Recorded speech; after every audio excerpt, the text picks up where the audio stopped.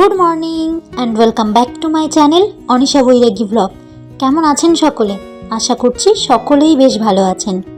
আজকের ভিডিওটি একেবারে বিছানা থেকে শুরু করছি। সময় হয়েছে এখন প্রায় 6টা। বাবানের পাপা উঠে ফ্রেশ হতে গেছে আর এদিকে আমিও উঠে পড়েছি। আমি আরও একসঙ্গে উঠেছি, তবে ও ঘর থেকে বেরিয়ে গেছে। আমি উঠে একটু বিছানায় ল্যাদ খাচ্ছিলাম আর কি।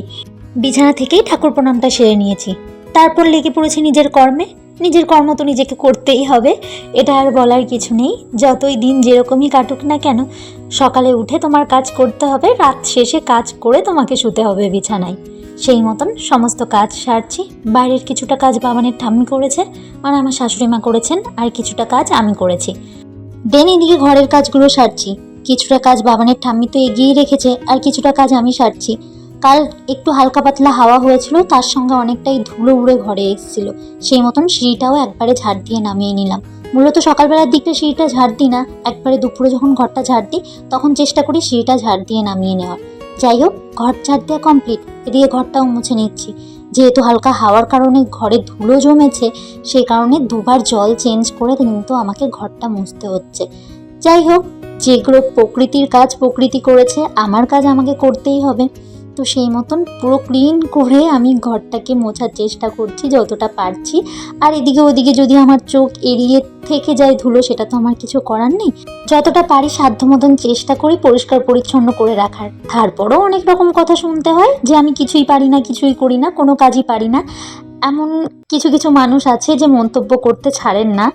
তো যাই হোক, তাদের ক্ষেত্রে বলবো তাদের বাড়িটা তারা লক্ষ্য করুক। বাইরের দিকে না দেখলেও হবে, অন্যের ঘরে না দেখলেও চলবে। যাই হোক, ওইদিকে কাজগুলো করে আসার পর এখানে 1 কাপ জল খেয়ে নিচ্ছি আমি, কারণ এবার জল খেয়ে নিয়ে আমি ফ্রেশ হয়ে নেব। একটু হালকা উষ্ণ গরম জল খেলাম সকালবেলার দিকটায়। তো তারপর আমি ফ্রেশ হয়ে চলে এসেছি ওপরে। আর এই দেখুন স্ট্রবেরি গাছের স্ট্রবেরি, এটি বোধহয় নষ্ট হয়ে যাবে, তুলে ফেলতে হবে। যাই হোক, এদিকে স্ট্রবেরিটা দেখাচ্ছিলাম আপনাদের। আর এর মধ্যে দেখুন কি সুন্দর দুটো ধুতরা ফুল দিয়েছে। ধুতরা ফুল দুটো দেখে এত ভালো লাগছিল। আর সকালবেলায় এরকম সতেজ ধুতরা ফুল সকাল সকাল যদি না তোলা হয়, একটু বেলা গেলেই কিন্তু ফুলগুলো একেবারে নেতিয়ে যাবে।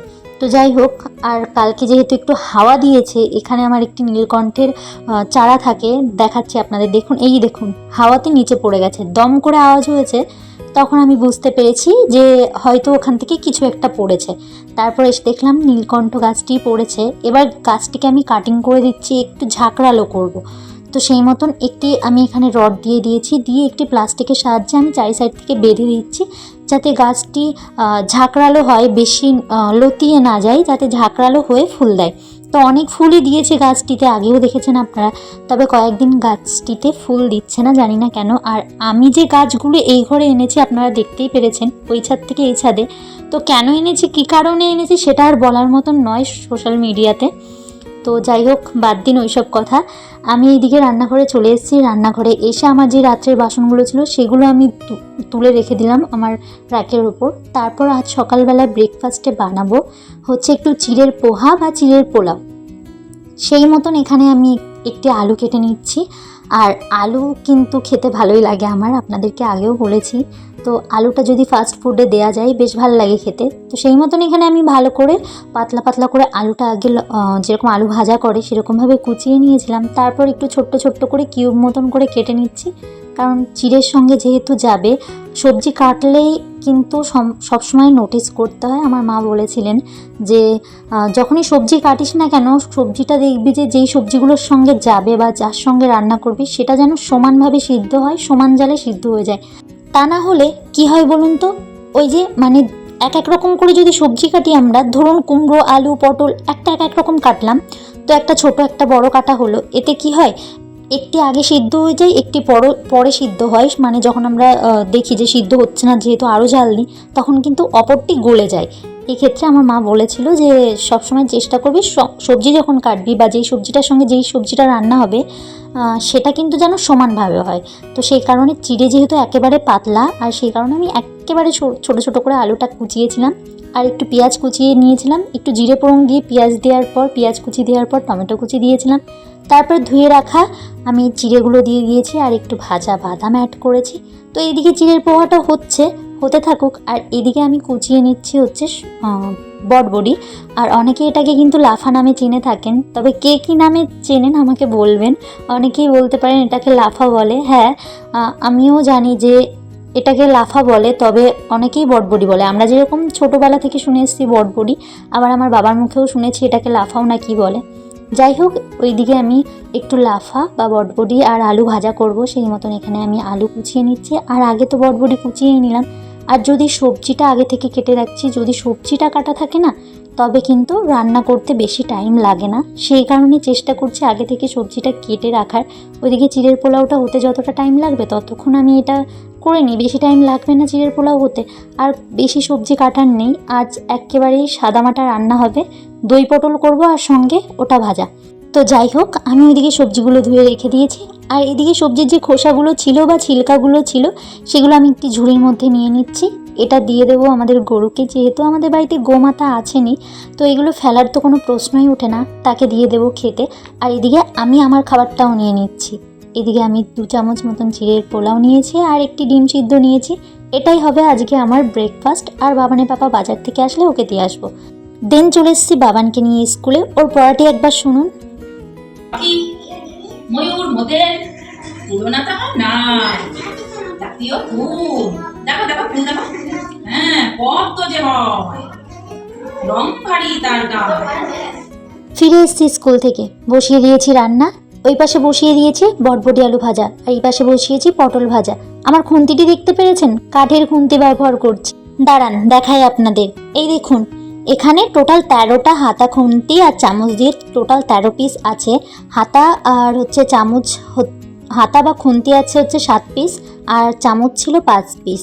তো ভালোই এসছে, যতটা মানে ভেবেছিলাম 154 টাকার ভেতর কেমনই বা আসবে, তবে এতটা কম দামে যে এত ভালো জিনিস পাবো ভাবতে পারিনি। ফ্লিপকার্ট থেকে বেশ মাঝে মধ্যে জিনিস নিয়ে বেশ ভালোই লাগে। এদিকে আমি পেস্ট করে রেখেছিলাম আদা, জিরে আর একটু কাঁচা লঙ্কা, সেটি পেস্ট দিয়ে দিয়েছিলাম একটু কালো জিরে ফোড়ন দেওয়ার পর আর একটি শুকনো লঙ্কা দেওয়ার পর। তারপর এখানে হলুদ গুঁড়ো, ধনে গুঁড়ো আমি একটুখানি জল দিয়ে গুলিয়ে নিয়েছিলাম, সেটি দিয়ে দিয়েছিলাম। দিয়ে ভেজে রাখা পটলগুলো আমি এখানে দিয়ে দিয়েছি। তারপর 2 চামচ মতন আমি এখানে দই অ্যাড করেছি, টক দই, সেটি দিয়ে আমি এখানে একটু ভালো করে কষিয়ে নিয়ে গরম জল অ্যাড করে দিলাম। তারপর এখানে খানিকক্ষণ নাড়িয়ে চাড়িয়ে নিয়ে আমি একটুখানি ফোটার জন্য বসিয়ে দেবো। একটু পরিমাণ মতন লবণ দিয়েছি, লবণ দিয়ে নাড়িয়ে চাড়িয়ে নিয়ে ঢাকা দিয়ে বসিয়ে দিয়েছি একটু ফুটতে। আর এদিকে আমার ভাজাটা কমপ্লিট হয়ে গেছে, তাই ভাজাটিকে নামিয়ে নিচ্ছি। আজ আর তেমন কিছু রান্না করব না, ইচ্ছে করছিল না আজ আর তেমন কিছু করতে, তাই আর কি করিনি। আর এদিকে আমার ক্লিনিংয়ের কাজগুলো সমস্ত কমপ্লিট, তাই আমার ওভেনের বার্নারগুলো বসিয়ে দিয়ে চলে এসেছি কলের দিকে। আর আজকে সকালের দিকে একদম জামা কাপড়গুলো কাচাকাচি করা হয়নি, কারণ মনে হচ্ছিল বৃষ্টি নামবে, তাই ভেবে আর করিনি। ভাবলাম বাদ দিয়ে আজকে, আবার কালকে দেখা যাবে।